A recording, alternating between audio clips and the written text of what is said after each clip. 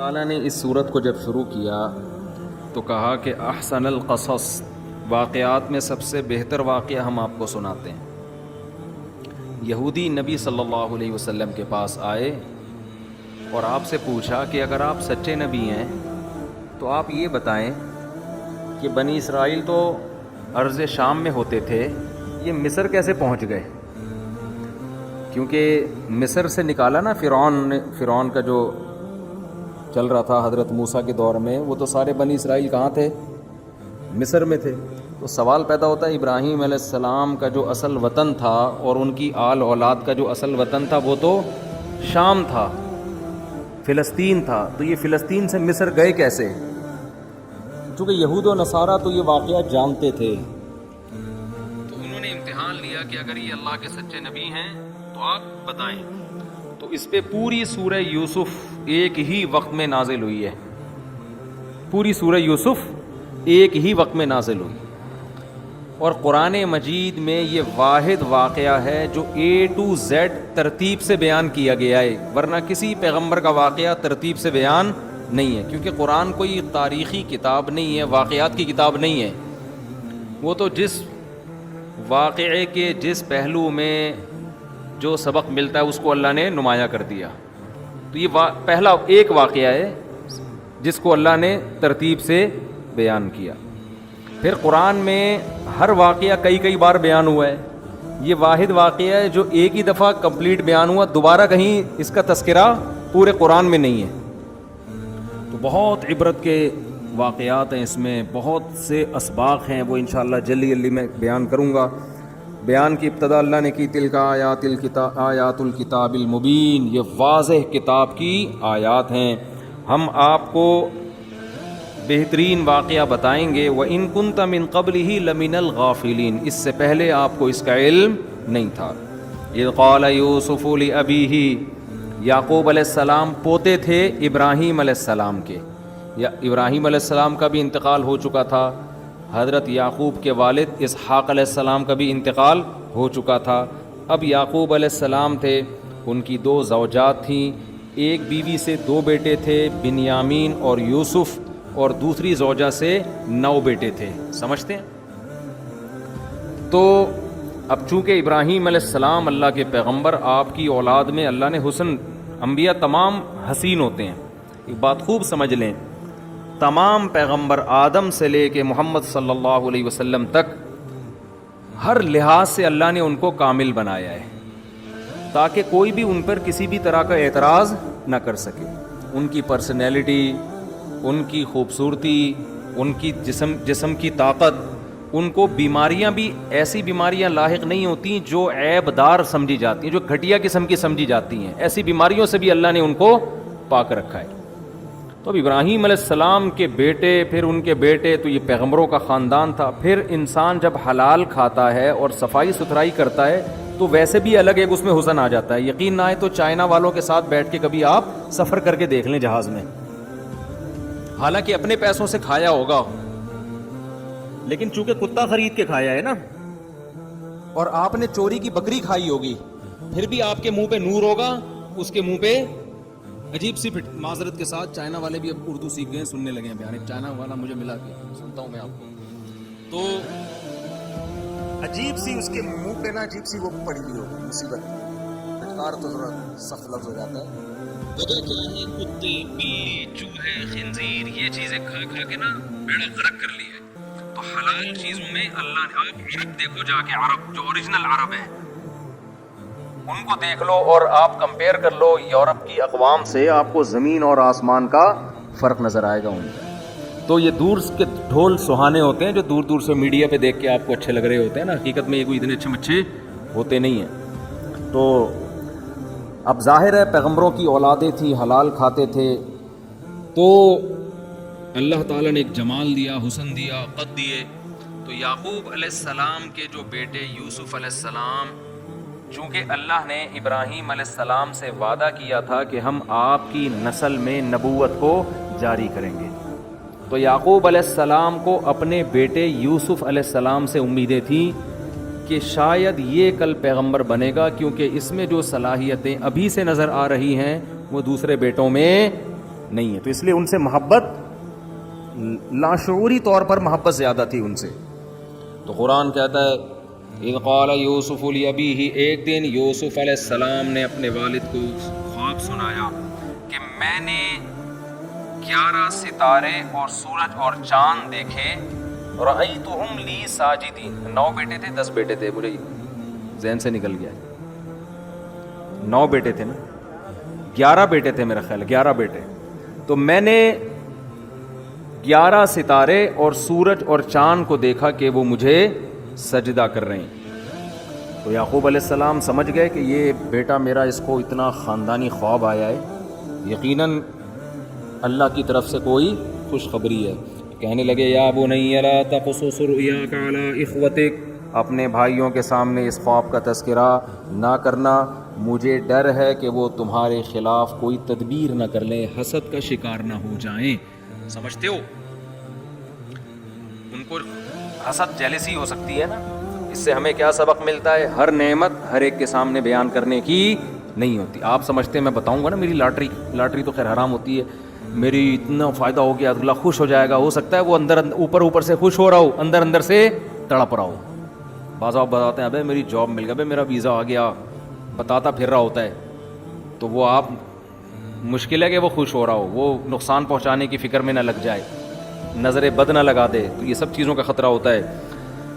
وَكَذَلِكَ يَجْتَبِيكَ رَبُّكَ، انہوں نے تعبیر بتائی تیرا رب تجھے منتخب کرنا چاہتا ہے اور تجھے خوابوں کی تعبیریں سکھائے گا. انہوں نے اس خواب سے اندازہ لگا لیا کہ اللہ ان کو خواب کی تعبیر سکھائے. کیسے لگایا اللہ ہی بہتر جانتے ہیں. اور اللہ نے جو تیرے باپ دادا پر جو انعام کیا ہے، وہ انعام کیا ہے؟ مذہبی رہنما بنایا ان کو. تو وہ انعام اللہ تیرے ذریعے سے مکمل کرے گا. یعنی اللہ تجھے بھی لوگوں کا روحانی پیشوا بنائے گا. روحانی پیشوا بننا یہ بہت بڑی نعمت ہے. آج کل آپ ڈاکٹروں کی قدر لوگوں کی نظر میں ہے، انجینئروں کی قدر ہے، سائنسدانوں کی قدر ہے. مذہب کے لحاظ سے جو موٹیویٹ کرنے والے لوگ ہیں، مذہب کے لحاظ سے گائیڈ کرنے والے لوگ ہیں، لوگوں کی نظر میں ان کی قدر ختم ہوتی ہے. لوگ کہتے ہیں مولوی لوگ ہیں فالتو کسی کام کے نہیں ہیں، ان کا کیا کرتے ہیں، بتا دیں گے نماز پڑھو، روزہ رکھو، زکوٰۃ دیا کرو، بس یہی آتا ہے ان کو، اور پرتھوی اتری تو نکال نہیں سکتے گردوں سے ہی. تو وہ کہہ رہے ہیں کہ اللہ تجھ پر احسان کرے گا، اللہ تجھ پر احسان کرے گا. تو اس سے میرے بھائی اپنے بچوں کو عالم بنانے کی فکر بھی کیا کرو. بچوں کو ڈاکٹر بھی بنائیں، ایک کو آرمی میں بھیجیں، ایک کو CSS کروا لیں اور کچھ بھی کروا لیں، لیکن ایک آدھ بچہ دین کے لیے بھی وقف کریں. تو لقد کان فی یوسف و اخوتہ آیات للسائلین، وہ تو خواب سنا کے چلے گئے. بھائی خواب آیا، کسی کو نہیں بتایا یوسف علیہ السلام نے، لیکن بھائیوں کے دل میں پہلے سے ہی جیلسی. بھائی جو تھے نا دوسرے، انہوں نے مل کے پروگرام بنایا. اذ قالوا لیوسف واخوہ احب الی ابینا، یوسف اور اس کا بھائی ہمارے ابا کو زیادہ محبوب ہے. ابا کے لاڈ پیار زیادہ کس کی طرف ہیں؟ بھائی یوسف اور اس کے چھوٹے بھائی کی طرف، حالانکہ یہ دونوں چھوٹے ہیں. وَنَحْنُ عُصْبَةٌ، اور ہم ایک مضبوط جماعت ہیں، لمبے چوڑے قد کے، بڑی عمر کے، لڑائیوں میں موقع ہر جگہ باپ کا سہارا بننے والے. تو باپ کو ہم سے محبت ہونی چاہیے، ان سے نہیں ہونی چاہیے. اِنَّ أَبَانَا لَفِي ضَلَالٍ مُبِينٍ، ہمارے ابا کھلی غلطی میں پڑے ہوئے ہیں. اقتلوا یوسف، یوسف کو قتل کر دو. اب اطرحوہ ارضاً، یہ ایسی زمین میں جا کے ڈال دو، یخلو لکم وجہ ابیکم، تمہارے ابا کا چہرہ تمہارے لیے خالی ہو جائے. کچھ دن ابا یاد کر کے روئیں گے، اس کے بعد تم اور تمہارے ابا. سمجھتے ہو؟ ایک مولانا صاحب مجھ سے کہنے لگے مفتی صاحب 2 شادیوں کے سائیڈ ایفیکٹ دیکھو آپ. یعقوب علیہ السلام کی 2 بیویاں، سوتیلے بھائیوں میں اتنی جیلسی کہ اپنی دوسری امی کے بچوں کو کنویں میں ڈالنے کی باتیں ہو رہی ہیں، قتل کی باتیں ہو رہی ہیں. یہ دوسری شادی کے کیا ہیں سائیڈ ایفیکٹ. میں نے کہا دوسری شادی کے یہ سائیڈ ایفیکٹ سے زیادہ پازیٹیو ایفیکٹ دیکھ لو کہ بچوں کو باپ سے محبت اتنی ہے. آپشن ہے نا بچوں کے پاس کہ اگر ہم محبت نہیں کریں گے دوسری امی بھی ہیں، ان کے بچے بھی ہیں، ٹھیک ہے نا. کمپٹیشن جب تک نہیں ہوتا آپ کی قدر دل میں نہیں ہوگی. کمپٹیشن ہے، اتنی قدر ہے ابا کی کہ ابا ہمارے ہونے چاہیے، ادھر نہیں جائیں ابا. اور میں نے کہا جب ابا کے ایک ہی بیوی سے بچے ہوں گے تو بچوں کو پتا ہے ابا کے پاس کوئی دوسرا آپشن ہمارے علاوہ ہے ہی نہیں، ابا آنا ہے آؤ، نہیں تو نکلو یہاں سے. ابھی کل میں ایک انٹرویو دیکھ رہا تھا ایک ابا کا. ابا کہہ رہا ہے میں کما کے نا بچوں کو سعودی عرب سے میں نے 20 سال کما کے بھیجا, بچے مسٹنڈے بن کے کھا رہے. جب میں ریٹائر ہو کر آیا 2-4 دن آؤ بھگت ہوئی ہے, اس کے بعد بچے مجھے لفٹ نہیں کرا. وہ کھانے پینے میں لگے میں باپ کو بھول گئے, کیونکہ باپ نے اتنی جائیدادیں بنا دی, گاڑیاں لے لی, مکان پراپرٹی بنا لی, کرایہ آ رہا ہے, بچے موج مستی کر رہے ہیں, اور ابا ایک کونے میں بیٹھ کے کیا کھانسنے کا کام کر رہے ہوتے ہیں. تو خیر میں یہ نہیں کہہ رہا کہ ایک کے بچے سارے خراب ہوتے ہیں, لیکن کمپٹیشن کا بڑا فائدہ ہوتا ہے. جب آپ کی ایک بیوی ہوگی آپ سے لڑے گی, 2 ہوں گی تو آپ کے لیے آپس میں لڑیں گی. خواتین بہت ناراض ہو جاتی ہیں یار ایسی باتوں سے. تو کچھ باتیں مردوں کو بیان کرنے کی ہوتی ہیں, ان کی سمجھ میں آ نہیں رہی ہوتی نا. اچھا بھائی, بہرحال سائڈ افیکٹ بھی ہوتے ہیں, دیکھ لینا, لڑیں گے بھی آپس میں, یہ بھی ذہن میں رکھنا. اس سے یہ بھی پتہ چلتا ہے کہ سائڈ افیکٹ بھی بہرحال ہوتے ہیں, لیکن پھر بھی پیغمبر کرتے ہیں, فائدے زیادہ ہیں. اچھا بھائی, تو قال قائل منہم, ایک نے کہا, اس کو ترس آ گیا کہ یار ہمارا بھائی ہے, ہم قتل کیوں کریں اس کو. تو بھائی ہمیں تو یہ چاہنا ہے نا کہ ابا کی نظر ہم پر ہو, تو اس کو غائب کر دو, اس کو کیا کر دو, گم کر دو بس کہیں. تو اس کو ہم ایسا کرتے ہیں, کسی صحرا میں جا کے کنویں میں ڈال دیتے ہیں, کوئی مسافروں کا قافلہ آئے گا, کنویں سے بچہ نکال کے کہیں بھی لے جائے گا, ہماری جان چھوٹ جائے گی. قالوا یا ابانا ما لک لا تأمنا علی یوسف, ابا کے پاس آئے اور کہنے لگے آپ ہم پر اعتماد کیوں نہیں کرتے. دیکھو پیغمبر کے بچے تھے نا, بیٹے تھے, اتنی بات ان میں خاندانی تھی کہ یہ لالچ ان کو دولت کی وجہ سے, حسد دولت کی بیس میں نہیں ہوا کہ بھائی کو مار دو پیسے لے لو یا کہیں غلام بنا کے بیچ دو. نا باپ کی محبت چاہتے ہیں. تو اس سے پتہ چلتا ہے خاندانی لوگوں کے جرائم بھی خاندانی بیس پر ہوتے ہیں. چاہتے ہیں باپ ہم سے, آج کوئی ہے اتنا نیک بچہ کہ ابا ہم سے محبت کرو, صحیح ہے نا, ابا کرنی ہے محبت کرو, نہیں کرنی جاؤ, ہمارے دوست بہت ہیں محبت کرنے کے لیے. تو یہ سیٹنگ چل رہی ہے آج کل. پہلے زمانے میں باپ کی قدر کتنی ہوتی تھی. تو یا ابانا, ابا ما لک لا تأمنا علی یوسف, آپ کو کیا ہو گیا کہ آپ ہم پر یوسف کے بارے میں اعتماد ہی نہیں کر رہے, ہمارے ساتھ کبھی اکیلے میں اس کو بیچتے ہی نہیں ہیں. وَإِنَّا لَهُ لَنَاصِحُونَ, حالانکہ ہم سے زیادہ یوسف کا خیر خواہ کون ہو سکتا ہے, ہم تو اس کے بھائی ہیں. اس سے پتہ چلتا ہے کہ 2 نمبری جب کوئی کرنا چاہتا ہے, ڈائلاگ بڑے بڑے خاندانی, کسی کے ڈائلاگ سن کے کبھی متاثر نہیں ہونا چاہیے. جب کوئی کاروبار کے لیے آپ کے پاس آئے گا نا, اس کا مقصد پیسے لے کے بھاگنا ہوگا. یہ تھوڑی کہے گا کہ مجھے 1 کروڑ روپے دے دو میں لے کے بھاگ جاؤں گا. وہ کہے گا یار مجھے تو ضرورت بالکل بھی نہیں ہے, پیسہ میرے پاس بہت ہے, لیکن چلو اتنی دنیا لگا رہی ہے, تم بھی 1-8 کروڑ لگا دو میرے ساتھ, پروفٹ دے دوں گا, مجھے ضرورت نہیں. اس طرح کی ٹوپی ڈرامہ گھمائے گا وہ. خیر کیا ہوا, قالوا ارسلہ معنا غدا, کل ہمارے ساتھ اس کو بھیج دیں, یرتع ویلعب, جنگل میں جا کے کچھ کھائے گا, درختوں کے پھل وغیرہ, ویلعب, کچھ کھیل کود کر لے گا ہمارے ساتھ, وَإِنَّا لَهُ لَحَافِظُونَ, اور ہم بھائی کی حفاظت کرنے والے, جنگلی جانوروں سے ہم اس کو بچائیں گے. قال, یعقوب علیہ السلام نے کہا, انی لیحزننی, مجھے خوف ہے, ان تذهبوا به, اس کو تم لے کر گئے اور کوئی بھیڑیا آ کے اس کو کھا جائے, تمہیں پتہ ہی نہ چلے. مجھے اس بات کا ڈر ہے, جنگلوں میں بھیڑیے ہوتے ہیں, شیر ہوتے ہیں, چھوٹا بچہ ہے, کوئی بھی کھا کے چلا جائے گا, خطرہ ہے مجھے. کیا کہنے لگے, لئن اکلہ الذئب ونحن عصبہ, ہم اس کے بھائی اتنے لمبے تڑنگے, اتنے خوبصورت, اتنے طاقتور, ہماری موجودگی میں اگر اس کو بھیڑیا کھا لے, انا اذا لخاسرون, تو ہم سے زیادہ تو ناس کسی کا ہو ہی نہیں. کیسی باتیں کر, حالانکہ پورا پہلے سے پروگرام کیا تھا, یہی بنا ہوا تھا. ابا پھر ہم سے زیادہ تو کوئی, یہ سیاستدان مجھے یاد آ رہے ہیں آج. مجھے یہ جب میں آئے تھے پڑھتا ہوں کون یاد آتا ہے, سیاستدان. تو آج کسی نے پوسٹ لگائی تھی, زندہ ہے چور زندہ ہے. تو پہلے کچھ اور نعرے لگتے تھے نا, تو کیسی باتیں کر رہے ہوتے ہیں نا. تو وَإِنَّا لَهُ, اِنَّا ابا ہم سے زیادہ تو پھر خسارے والا کوئی ہے. آپ کو تو یہ بات کرنے سے پہلے 100 دفعہ سوچنا چاہیے تھا. قرآن کہتا ہے فَلَمَّا ذَهَبُوا بِهِ, ابا نے بھیج دیا, سب لے گئے اور سب نے اتفاق کر لیا کہ ان کو ایک اندھے کنویں میں ڈال دینا ہے. تو اندھے کنویں میں ڈال دیا, اور رات کو ابا کے پاس آئے, یبکون, روتے ہوئے. اس سے پتہ چلتا ہے ڈرامے بازی میں رونا کوئی مشکل کام نہیں ہے, یہ بہت پہلے سے چلا آ رہا ہے. کسی کے رونے کو دیکھ کر کبھی بھی متاثر نہ ہوا, چاہے کوئی قرآن پڑھ کے ہی رو رہا ہو, خوب سمجھ لو. میں نے بڑے بڑے لوگ دیکھے رونے دھونے میں بہت آگے ہوتے ہیں, عمل میں کیا ہے؟ زیرو. رونا اچھی بات ہے, قرآن پڑھ کے رونا, دعا مانگ کے رونا اچھی بات ہے, حدیث میں اس کی ترغیب ہے, اس کے بڑے فضائل ہیں, لیکن ایک رونا دل کا ہوتا ہے, ایک رونا ڈرامے بازی والا ہوتا ہے. دل کا رونا وہ ہے جس پہ آپ کو گناہوں پہ ندامت ہو, اپنے اعمال کی فکر ہو. ڈرامے بازی والا رونا وہ ہے جس میں رو رو کے پاگل ہو جاؤ لیکن ایک گناہ چھوڑنے کے لیے بھی تیار نہ ہو. جیسے 27ویں رات کو دبا کے پبلک رو رہی ہوتی ہے اور پھر عید کے دن فلم دیکھنے کا پہلے سے پروگرام ہوتا ہے ان کا, سمجھ رہے ہیں نا.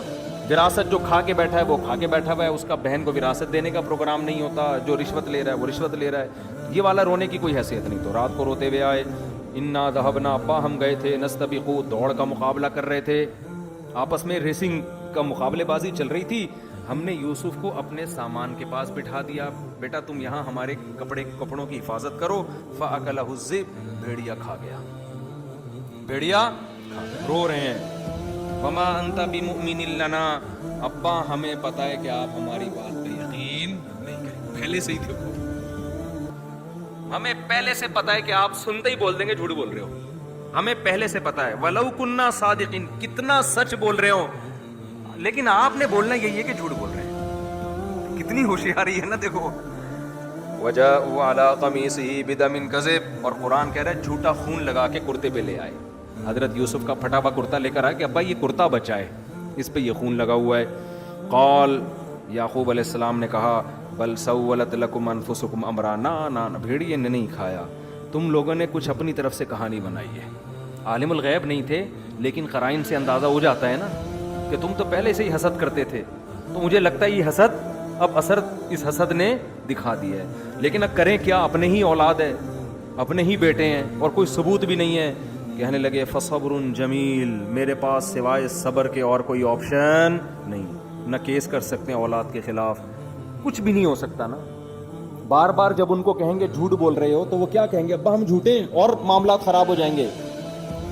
تو کیا کہنے لگے, صبر جمیل وہ صبر ہے جس میں انسان صبر کرے اور شکایت ذرہ برابر بھی نہ کرے. قرآن کہتا ہے وجاءت سیارۃ, ایک قافلہ گزر رہا تھا, انہوں نے کنویں میں پانی نکالنے کے لیے ڈول کے ساتھ بھیجا, جاؤ بھائی پانی نکال کے لاؤ. وہ بندہ گیا اور کہنے لگا یا بشرا ھذا غلام, ارے خوشخبری, اس میں تو کیا ہے, بچہ ہے. خوش اس لیے ہوا کہ پہلے زمانے میں انون آدمی, انون بچہ غلام کے طور پہ کروڑوں اربوں روپے کا بکتا تھا. غلاموں کی بڑی قیمت تھی نا, تو ہمیں تو ایک بچہ مل گیا, اس کو ہم بازار میں فروخت کریں گے.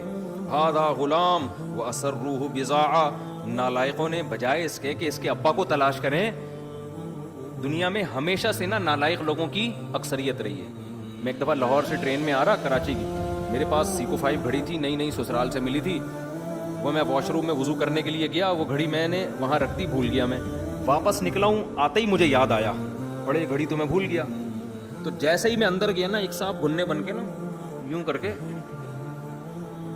میرے خیال میں بھی نہیں کہ یہ گھڑی لے کے جا رہا ہوگا, میرے ذہن میں ہی نہیں. میں نے کہا کیوں کرے گا چوری بھائی, اندر پڑی بھی ہے تو چھوڑ. اندر گیا ہوں تو گھڑی غائب. اب میں اس کے پیچھے بھاگا ہوں, وہ پتہ نہیں کدھر غائب. وہ تو پھر ٹرین بھی ہے, پھر وہ اسٹیشن پہ کون سے ڈبے میں چڑھا ہے, تھا کس ڈبے کا, آیا کس ڈبے میں ہوگا بیٹھ کے. مجھے افسوس بہت ہوا کہ یار کتنی گھٹیا حرکت ہے آپ. تو مجھے اس کی اسٹائل پہ پھر نا, جب میں نے اس کی دیکھا تھا نا, تو مجھے یوں کر کے نا, اچھا مجھے ذہن میں ہی نہیں آیا, یوں کر کے نا, یوں کر کے جا رہا ہے ایسے کر. تو گھٹیا حرکت. انسان کے خاندانی ہونے کا پتہ اس کے مالی معاملات سے چلتا ہے. کسی کے کروڑوں روپے بھی آپ کے پاس ہو نا, آپ کے لیے وہ پتھر ہے, میری چیز ہی نہیں ہے.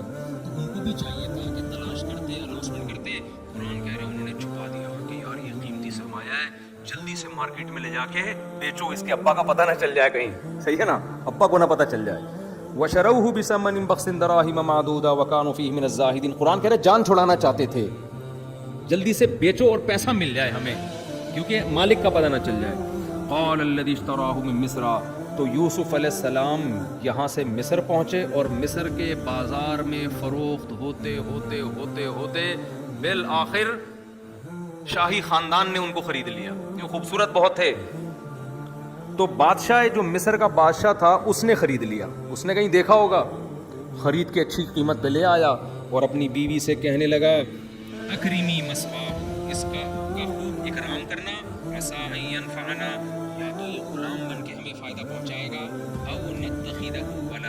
کہ ہم اس کو اپنا بیٹا بنا لیں گے.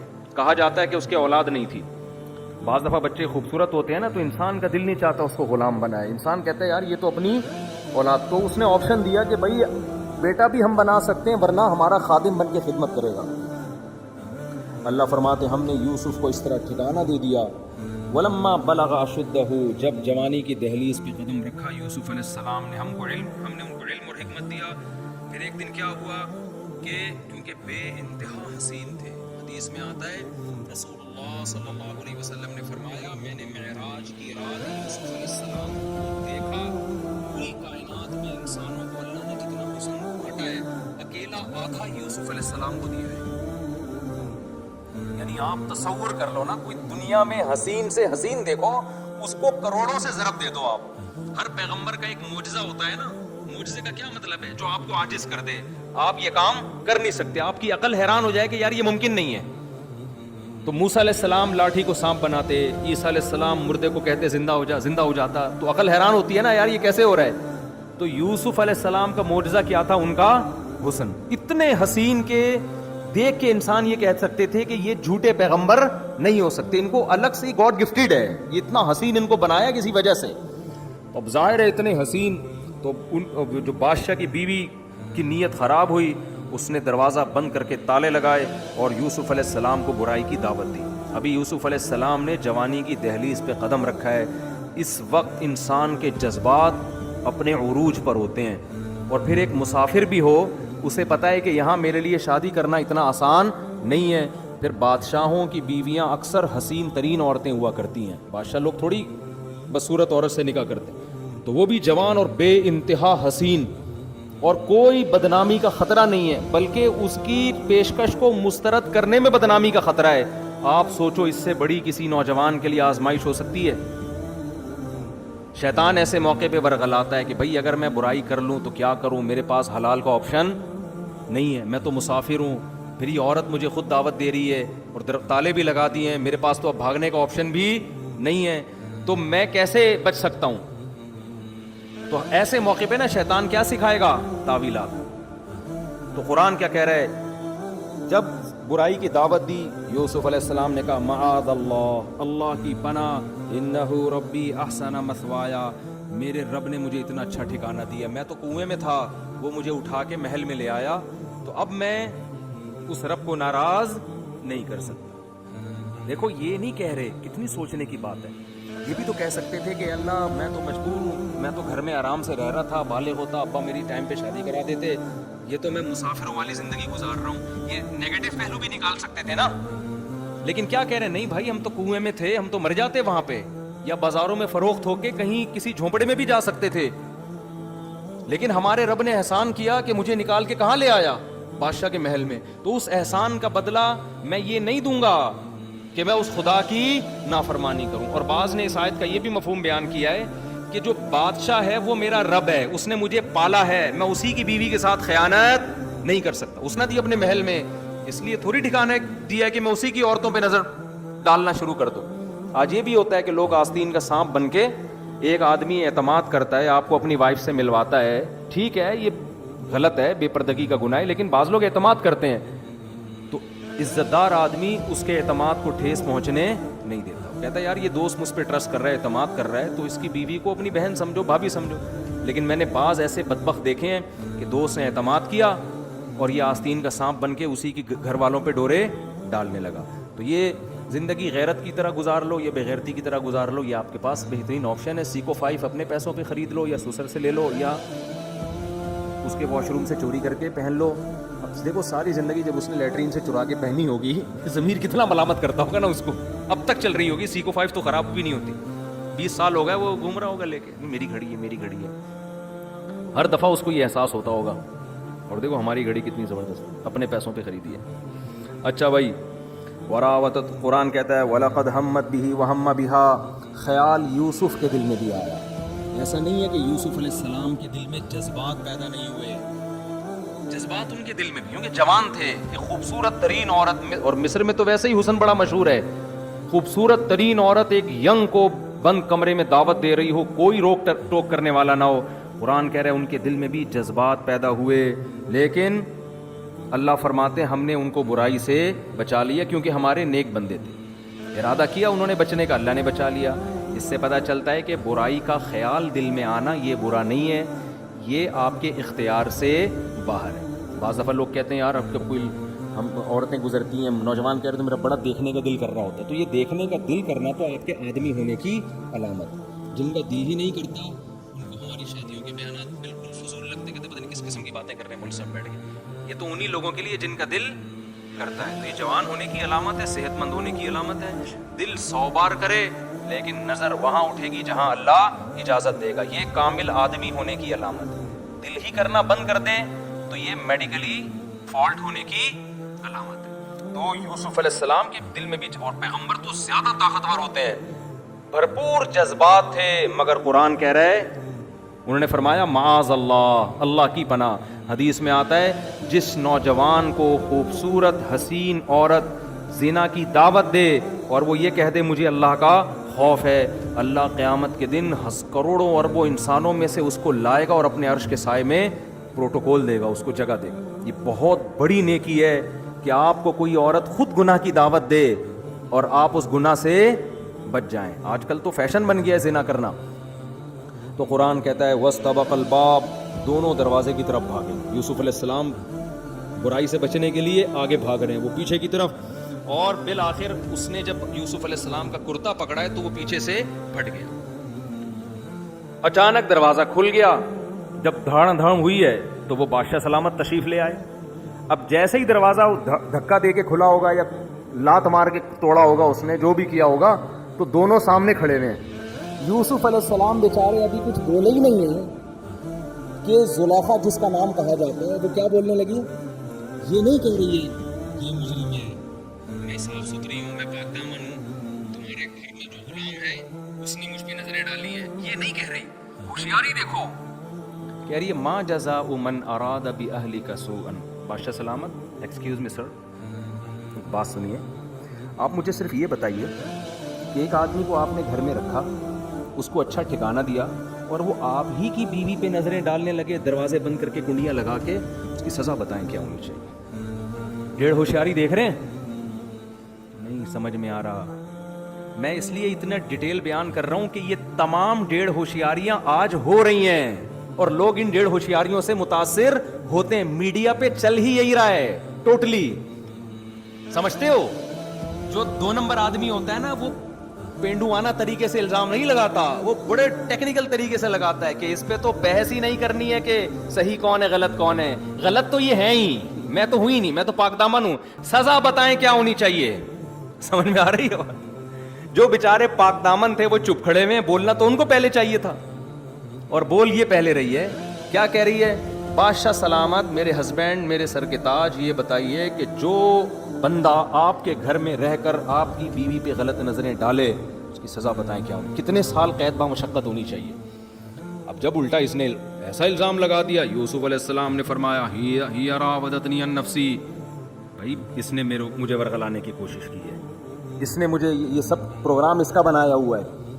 اب بادشاہ حیران مکھنچو کی طرح نا کھڑا ہوا دیکھ رہا ہے کہ یار یہ ہو کیا رہا ہے، تو قرآن کہہ رہا ہے ایک بچے نے جو بادشاہی کے خاندان میں تھا وہ بڑا ہوشیار تھا، تو اس نے کہا کہ بھائی دیکھ لو کہ اگر کرتا پیچھے سے پھٹا ہوا ہے تو یہ اس کی علامت ہے کہ یوسف سچے ہیں، وہ آگے بھاگ رہے تھے اور یہ پیچھے، اور اگر کرتا آگے سے پھٹا ہوا ہے تو اس کا مطلب یوسف غلط ہیں۔ جب دیکھا تو کرتا پیچھے سے چر گیا تھا، وہ پھٹ گیا تھا۔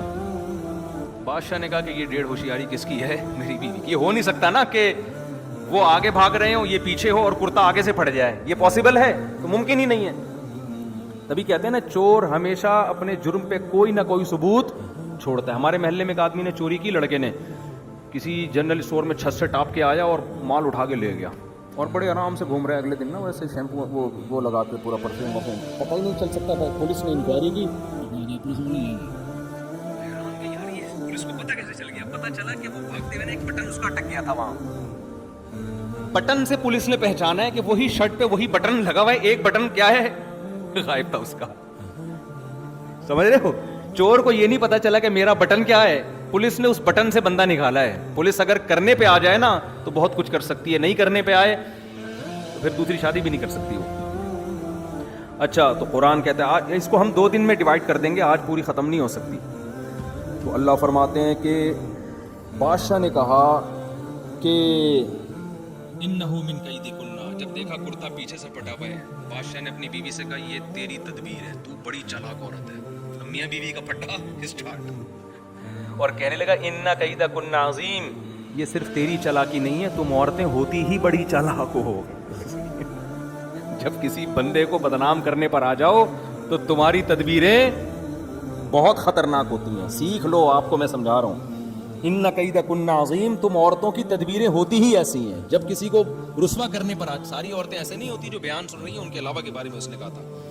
لیکن اب بادشاہ کو اپنی عزت کا بڑا خطرہ ہوتا ہے. آپ کو پتا ہے بادشاہ اگر اپنی بیوی کو تھپڑ لگاتا, طلاق دیتا, کچھ بھی کرتا, لوگ پوچھتے کیوں چھوڑا. یہ کیس سامنے آتا کہ گھر میں ایک بچہ تھا, لڑکا تھا, اس پہ بیوی عاشق ہو گئی تھی, تو بدنامی کس کی تھی؟ بادشاہ کی. ایسے موقع پہ بڑے لوگ اکثر ایسے کیسز کو کیا کر دیتے ہیں؟ دبا دیتے ہیں. یار جتنی بھی بیوی نے بغیرتی کا کام کیا ہو نا, بغیرتی برداشت کرنا آسان ہے, بےزتی برداشت کرنا آسان نہیں ہے. ٹھیک ہے نا, بےزتی افورڈ نہیں کر سکتے. تو فوراً وہ بھی ہوشیار کیا کہنے لگا یوسف علیہ السلام کو, یوسف اعرض عن ھذا, یوسف چھٹ پرے. اعرض اعراض کر, یعنی اس کو پنجابی میں کہا چھڑ یا مٹی پا, بس چھڑ یار, اب اس مسئلے کو کائنڈلی زیادہ اچھالنے کی کوشش نہ کرنا, بس چھوڑ دے. واستغفری لذنبک, اور بیوی سے کہنے لگا تو بھی توبہ استغفار کر لے, مسٹیک تجھ سے ہوئی ہے, بس میں اب اس مسئلے کو اٹھا نہیں رہا. دیکھو آئندہ ایسا نہیں ہونا چاہیے, ٹھیک ہے, آئندہ تھوڑا احتیاط کرو. انکی کنتی من الخاطئین, اور کہنے لگا غلطی 100% تیری ہے, لیکن میں تجھے کوئی سزا نہیں دے رہا, تو سوری کر لے بس. اور یوسف علیہ السلام نے سے کہا کہ تم کیا کر لو, مٹی ڈالو. آپ کو پتا ہے کہ پازیٹیو چیزیں مارکیٹ میں پھیلتی نہیں ہیں, نیگیٹو جنگل میں آگ کی طرح پھیل جاتی ہیں. بادشاہ نے اپنی بیوی کو خاموش کرا دیا, حضرت یوسف کو, لیکن ظاہر ہے اس کیس کو سننے والے 2-4 اور لوگ بھی تھے. وہاں سے بالآخر بات ہر آدمی نے ایک تو کہا میں آپ کو بتا رہا ہوں, کسی اور کو بالکل بھی نہیں بتانا. اس نے کہا میں صرف تمہیں بتا رہا ہوں, ہرگز کسی اور کو نہیں بتانا کہ بادشاہ کے گھر میں یہ کیس ہوا ہے. ہوتے ہوتے 2-4 دن میں پورا مصر یہی باتیں کر رہا تھا, اور خاص طور پر خواتین زیادہ دلچسپی لے رہی تھی. قرآن کہہ رہا ہے وقال نسوۃ فی المدینہ, پورے شہر کی عورتوں نے کہنا شروع کر دیا امرأۃ العزیز, بادشاہ کی بیوی, تراود فتاها عن نفسی, گھر میں غلام پہ عاشق ہو گئی. توبہ توبہ, کسی شہزادے پہ ہوتی ہے بھائی, شاہی کسی دوسرے ملک کے بادشاہ پہ ہو جاتی. غلط تو وہ بھی تھا, لیکن چلو کوئی لاجک تو بنتی ہے نا. عاشق کس پہ ہو رہی ہے؟ ایک غلام جس کو خریدا ہے بازار سے, غلاموں کی طرح گھر میں رکھا ہے, اس پہ عاشق ہو گئی. انا لنراھا فی ضلال مبین, یعنی ہمیں اس کے عاشق ہونے پر اتنا اعتراض نہیں ہے, گھر کے غلام پہ عاشق ہونا. انا لنراھا فی ضلال مبین, ہم دیکھتے ہیں کھلی غلطی میں پڑی ہوئی ہے, بہت ہی چھی تھو تھو چھی چھی چھی, سمجھ رہے ہیں نا, جیسے لوگ طنزیہ باتیں کر رہے ہوتے ہیں نا. انا لنراھا فی ضلال مبین, بادشاہ تھوڑی ایسے کرتے ہیں, ان کے پاس تو بڑے بڑے آپشن ہیں. اب بادشاہ کی بیوی نے کہا گل تو مارکیٹ میں پھیل ہی گئی ہے, جتنا بھی ہم نے مٹی پانے کی کوشش کی ہے, لیکن بات مارکیٹ میں پھیل گئی. اب میں اگر یہ اناؤنسمنٹ کرواؤں, اخبار میں اشتہار دوں, بھائی یہ خبر غلط ہے, میں عاشق نہیں ہوئی, کوئی ایسی بات نہیں ہے, اب کوئی سنے گا نہیں. اب حل یہی ہے کہ پہلا الزام عشق کا جو لگا ہے وہ تو اس کو تو میں جھٹلا نہیں سکتی. یہ جو دوسرا الزام ہے نا, مجھے بدنام کیا جا رہا ہے, غلام پہ عاشق ہو گئی, معاذ اللہ کمتر لڑکے پہ عاشق ہو گئی, تو اس الزام کو اب مجھ سے اپنے آپ سے دور کرنا ہے. اب میں ان تمام عورتوں کو بلا کے یوسف کی زیارت کرواؤں گی, اور پھر ان کو پتہ چلے گا کہ میری جگہ تم بھی ہوتی تو تم نے بھی کیا ہونا تھا, عاشق ہی ہونا تھا اس کا. تاکہ یہ بدنامی, دیکھو انسان نا سب سے زیادہ اپنی عزت کی حفاظت پہ حریص ہوتا ہے اگر وہ عزت دار ہے. اگر وہ عزت دار نہیں ہے تو پھر اس کو عزت کی بالکل بھی پرواہ نہیں ہوتی. تو جب اس نے یہ دیکھا بادشاہ کی بیوی نے, فلما سمعت بمکرہن, جب سن لیا کہ میرے خلاف ایسی الٹی الٹی باتیں ہو رہی ہیں, ارسلت الیہن, تو شہر کے جو بڑی بڑی عورتیں تھیں نا, اونچے اونچے گھرانوں کی, ان کی دعوت, ان کو سب کو بلایا. ان کو یہ نہیں بتایا کہ میں تمہیں یوسف دکھانا چاہتی ہوں, وہ آتی نہیں, کہتی بس چھوڑ پرے, ہوگا نا بڑا خوبصورت ہوگا, بس چھوڑ رہنے دے, وہ جو ہونا تھا ہو گیا، پتہ ہے. اس نے کہا نا نا ان کو بتاؤ نہیں کہ میں کرنا کیا چاہ رہی ہوں، ان کو کھانے پہ انوائٹ کرو. وَأَعْتَدَتْ لَهُنَّ مُتَّكَأً، سب کے لیے گاؤ تکیے لگا دیا. اب شہر کی بڑی بڑی جو اونچے اونچے خاندانوں کی عورتیں تھیں وہ گاؤ تکیوں میں بیٹھی ہوئی ہیں. وَآتَتْ كُلَّ وَاحِدَةٍ مِّنْهُنَّ سِكِّينًا، اور ہر ایک کے ہاتھ میں چھری پکڑا دی. وقالت اخرج علیہم، چھری پکڑائی پھل کاٹنے کے لیے. اور جب وہ پھل کاٹنے لگی اسی دوران، کتنی ہوشیار تھی دیکھو، اسی دوران یوسف سے کہا کہ یہاں سے نکل کے جاؤ سامنے. دیکھو یہ بھی ایک طریقہ ہے نا. اس کے علاوہ بھی تو کسی اور موقع پہ کہا جا سکتا تھا کہ چلی جاؤ، یعنی چلے جاؤ. اس کو پتا تھا زلیخا کو کہ جب پھل کاٹتے کاٹتے یہ یوسف کو دیکھیں گے یہ اتنے مبہوت ہوں گے، یہ عورتیں اتنی حیران ہو جائیں گی ان کے حسن کو دیکھ کر کہ یہ پھل میں اور انگلیوں میں فرق نہیں کر سکیں گے. تو یہ معجزہ تھا یا نہیں تھا؟ قرآن کہہ رہا ہے وقالت اخرج علیہن، ہاتھوں میں چھری پکڑا دی، پھل پکڑا دیے، کاٹنا شروع کرو. اور ادھر یوسف سے کہا کہ تم نکل کے یہاں سے جاؤ. فلما رأینہ، قرآن کہتا ہے جب ان عورتوں نے یوسف کو دیکھا، اکبرنہ، بہت عجیب سمجھا، وقطعن ایدیہن، اور پھلوں کے بجائے اپنے ہاتھوں کو زخمی کر لیا، اور کہنے لگی قلنا حاشا للہ، اللہ کی قسم، ما ھذا بشرا، یہ انسان نہیں ہے، ہم نے کوئی انسان ایسا حسین نہیں دیکھا. ان ھذا الا ملک کریم، یہ کوئی آسمان سے فرشتہ ہے، اور فرشتہ بھی معمولی نہیں، وہ بڑا معزز فرشتہ ہے جو انسان بن کے زمین پہ نازل ہوا ہے. جب انگلیاں سے ان کے خون بہنا شروع ہوا اور مبہوت ہو گئی، انہوں نے کہا کہ خدا کی قسم یہ انسان نہیں فرشتہ ہے. فوراً کہنے لگی ذالک الذی لمتن، یہ ہے وہ جس کے بارے میں تم ملامت کر رہی تھی مجھے.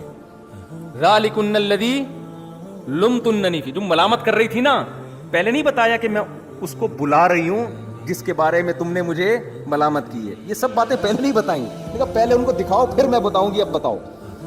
تو قرآن کہتا ہے جیسے ہی ہاتھ کاٹے اور کہا اللہ کی قسم یہ انسان نہیں ہے فرشتہ ہے، قالت، فوراً زلیخا نے کہا ذالکن الذی لمتننی فی، یہ ہے وہ جس کے بارے میں تم کہہ رہی تھی کہ غلام پر عاشق. اور وَلَقَدْ رَاوَدتُّهُ عَن نَفْسِهِ، ہاں اللہ کی قسم میں نے اس کو ورغلایا تھا، میں اس پہ عاشق ہوئی تھی اور میں نے اس کو برائی کی دعوت دی تھی، یعنی میں اقرار کرتی ہوں، اب بتاؤ میں مجرم تھی یا نہیں تھی.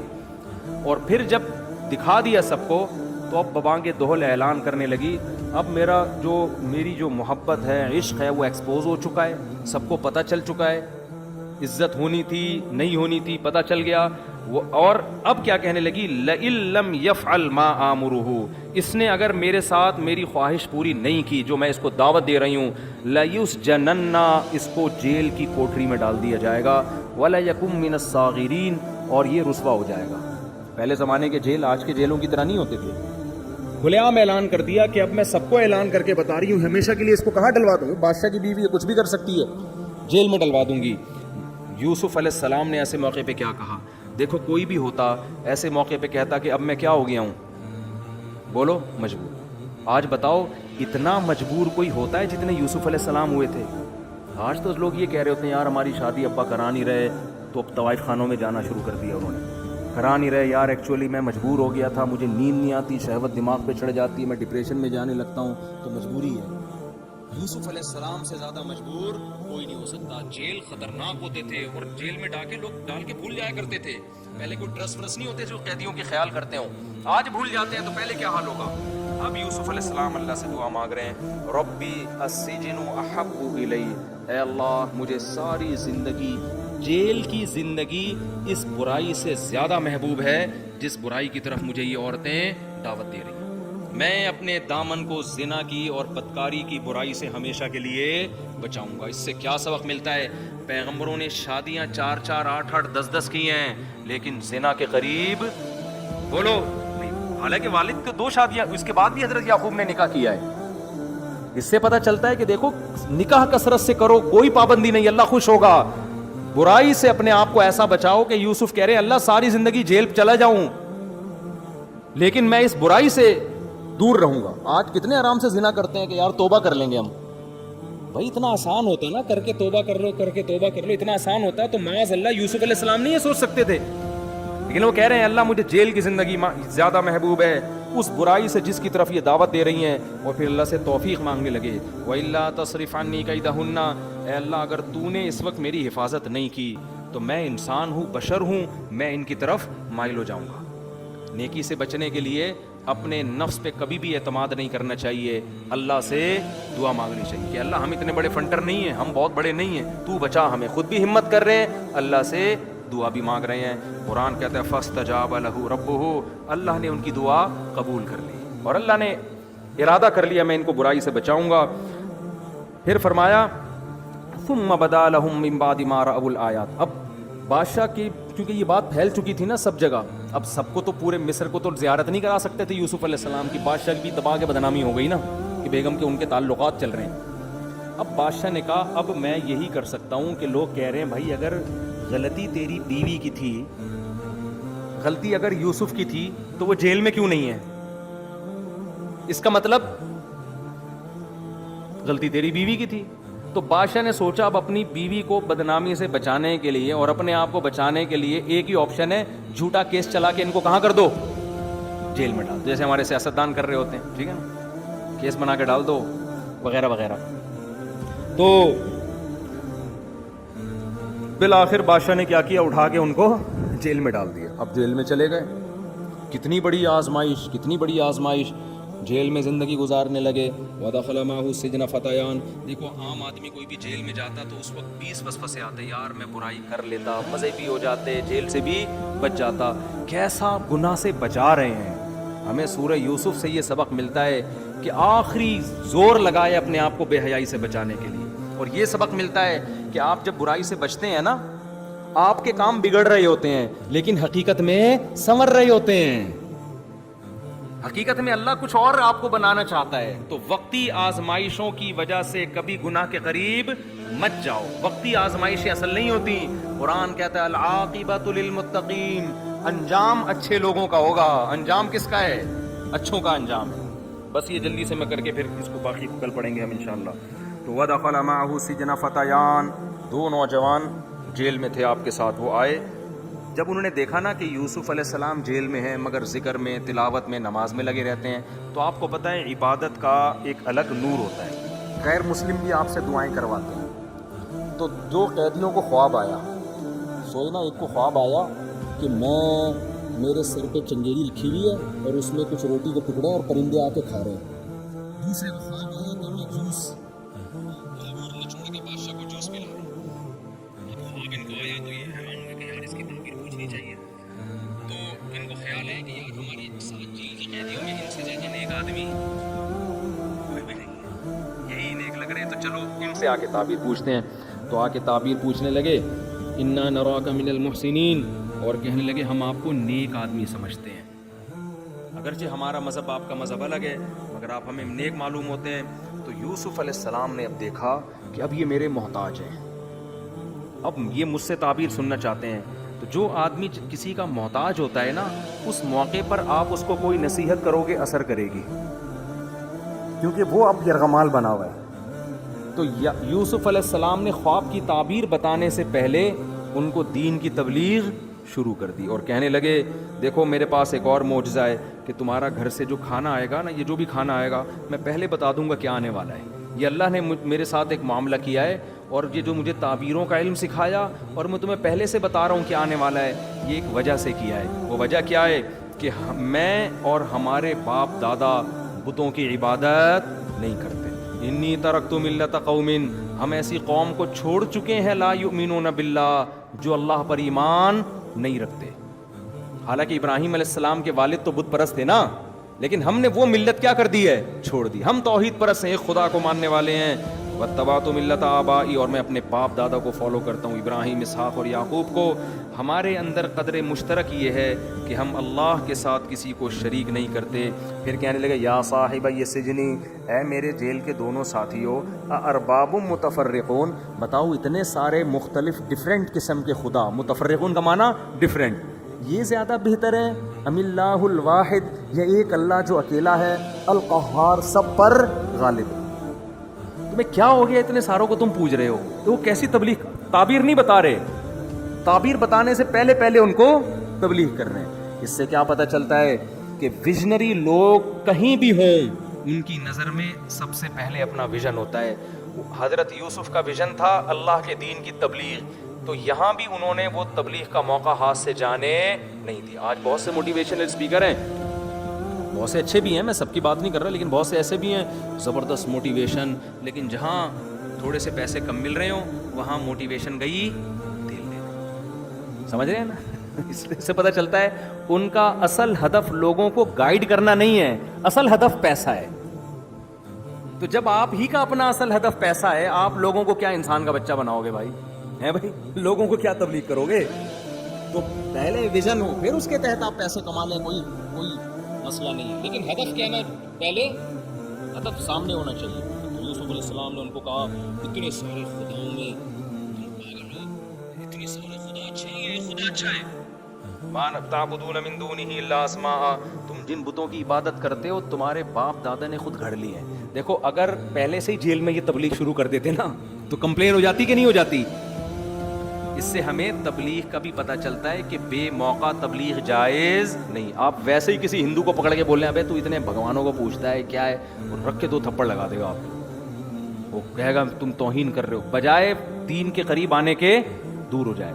تو یوسف علیہ السلام یہ کام پہلے بھی تو کر سکتے تھے نا, نہیں کیا. ان کو پتا تھا بھائی یہ اپنے معبودوں کے خلاف نہیں سنیں گے, اب سنیں گے, کیونکہ ان کو جب تک میں تعبیر نہیں بتاؤں گا نا یہاں چپک کے بیٹھے رہیں گے میرے ساتھ, نہ پھڈا کریں گے نہ جھگڑا کریں گے. ان کو پتا ہے جھگڑا کیا بولیں گے جاؤ میں نہیں بتا رہا تعبیر. ٹھیک ہے نا؟ تو ان سے کہنے لگے ان ہی ما تعبدون من دونہ الا اسمان, یہ تمہارے باپ دادا نے کچھ نام گھڑ لی ہیں, ان کو فالو کر رہے ہو.